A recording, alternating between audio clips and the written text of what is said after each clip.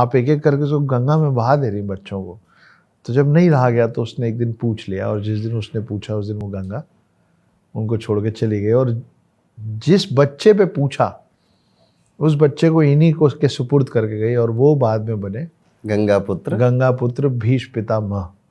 तो यहाँ से पूरे महाभारत की कहानी शुरू होती है, और यहाँ से शुरू होती है भीष्म पितामह की कहानी। भीष्म पितामह, उस समय तो उनका नाम भीष्म पितामह नहीं था जी, देवव्रत था उनका नाम। और देवव्रत को गंगा जी ने ही बोला था कि कुछ भी हो जाए तुम्हारे फादर तुम्हारे लिए सब कुछ है, ठीक है। और यहाँ से हमको बहुत बड़ी शिक्षा मिलती है कि आपके फादर जिनकी वजह से हम आते हैं, और ज्योतिष में भी ये बात बोली जाती है सूर्य के लिए, क्योंकि सूर्य को भी एक पिता की संज्ञा दी जाती है कि सूर्य या फादर आप इनके लिए जितना समर्पित रहेंगे उतना प्रसिद्धि प्राप्त करेंगे, ठीक है।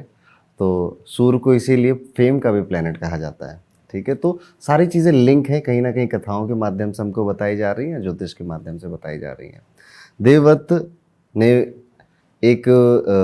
फिर उनके फादर जो शांतनु हैं उनको दूसरी महिला से प्यार होता है, सत्यवती से।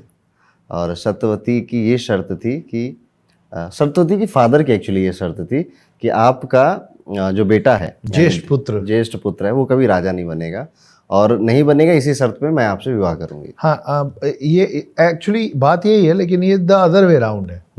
द अदर वे राउंड ऐसे है कि उनको तकलीफ इस बात की थी कि राजा से ब्याह करके मेरी बेटी राजा की ब्याहता बन के उसको क्या मिलेगा, उसको खुद के लिए कुछ चाहिए नहीं, और मेरे आने वाले जो संतान हैं जो मेरी बेटी से होंगे, मतलब मेरे जो नाती होंगे, वो कभी राजा बन ही नहीं सकते, क्योंकि उस समय का चलन था कि ज्येष्ठ